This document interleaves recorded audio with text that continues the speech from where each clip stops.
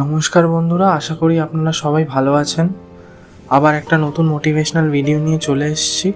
আজকের ভিডিওটা doctor APJ Abdul কালামকে নিয়ে। তো চলুন বন্ধুরা, আজকের ভিডিওটা শুরু করা যাক। আজকের গল্পের শিরোনাম স্বপ্ন দেখা ছেলেটি। ডক্টর এপিজে আব্দুল কালাম একটি ছোট্ট মৎস্যজীবী পরিবারে জন্ম নেওয়া এক ছেলে, যার বাড়ি ছিল তামিলনাড়ুর রামেশ্বরমে। তার নাম ছিল আব্দুল ফকির জৈনুল আবেদিন আব্দুল কালাম। ছোটবেলা থেকেই তিনি ছিলেন খুবই কৌতূহলী ও অধ্যবসায়ী। সংসার চালাতে তিনি খবরের কাগজ বিলি করতেন, কিন্তু কখনোই পড়াশোনায় পিছিয়ে পড়েননি।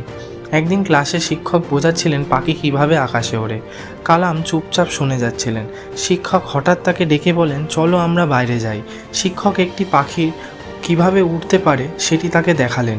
সেই মুহূর্তে ছোট কালামের মনে বীজ বপন হলো আকাশ ছোঁয়ার স্বপ্নের। তিনি তখন থেকে স্থির করলেন তিনি একদিন এমন কিছু করবেন যাতে আকাশকে স্পর্শ করা যায়। পড়াশোনার অক্লান্ত পরিশ্রম করতে লাগলেন।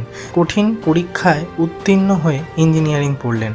পরবর্তীতে ইন্ডিয়ান স্পেস রিসার্চ অর্গানাইজেশন ইসরোতে যোগ দিলেন।